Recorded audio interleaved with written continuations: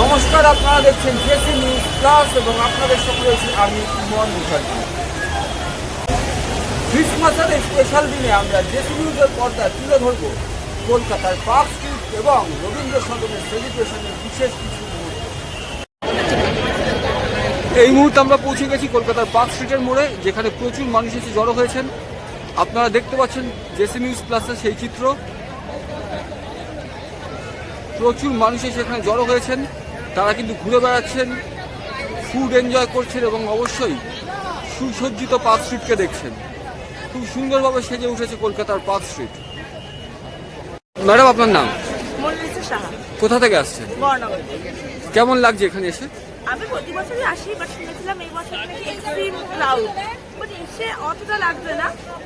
প্রতি বছর থেকে এই বছর আরেকটু বেশি সাজানো হয়েছে।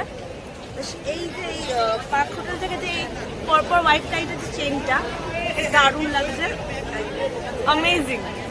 পার্কটা প্রতি বছরই এত সুন্দর সাজানো হয়, মন ভরে যায় দেখতেই তো আসা প্রতি বছর। Thanks a lot. Thank you.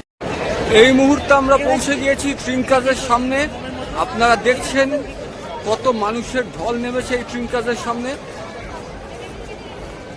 এই মুহূর্তে তুলে ধরছি ট্রিঙ্কাজের সামনের চিত্র। আপনারা দেখতে পাচ্ছেন কত মানুষ এসেছে এখানে, বিভিন্ন জায়গা থেকে মানুষ এখানে এসছে এবং তারা ঘুরে বেড়াচ্ছে পার্ক স্ট্রিট। তারা এনজয় করছে আজকের এই স্পেশাল অকেশনকে। এই মুহূর্তে আপনারা দেখছেন ট্রিঙ্কাজের সামনের চিত্র।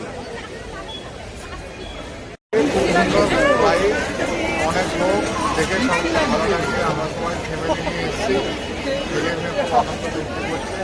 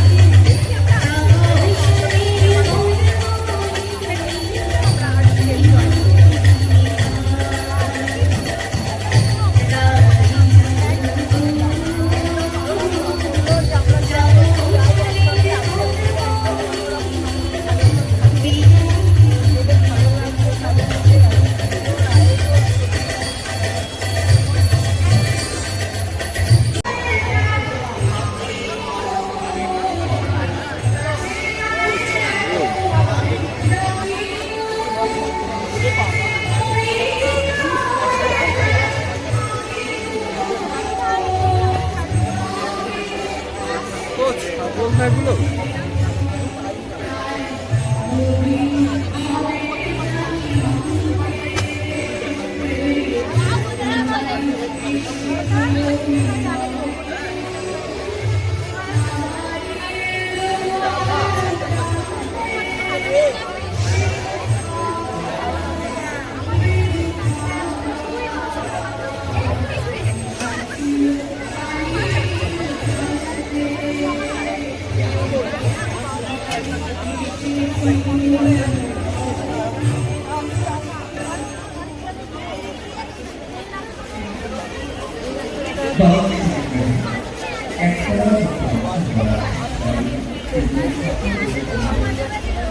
আর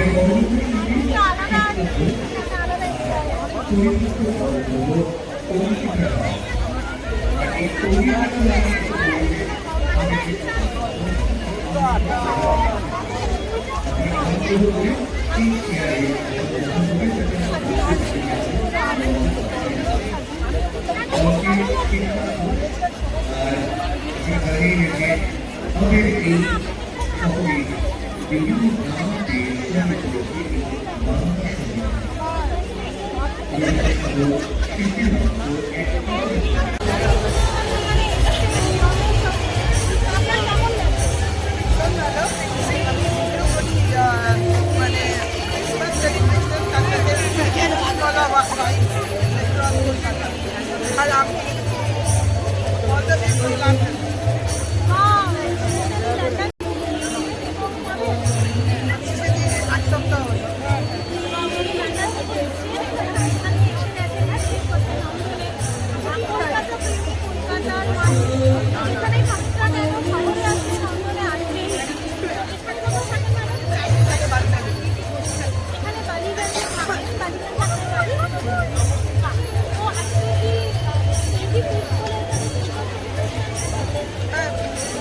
ডিনারে যাবো চারটাতে এই পাড়াটা আমি থাকতাম আর আমি এটা করতাম। তো আমার জন্য নন্দন রবীন্দ্র সদন এগুলোই হচ্ছে আমার পুরো চেনা যায়।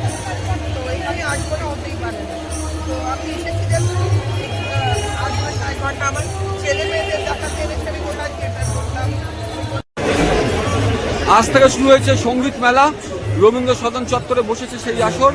আমরা ঘুরিয়ে দেখাবো সেই সঙ্গীত মেলা এবং তুলে ধরবো সেই সঙ্গীত মেলার কিছু চিত্র।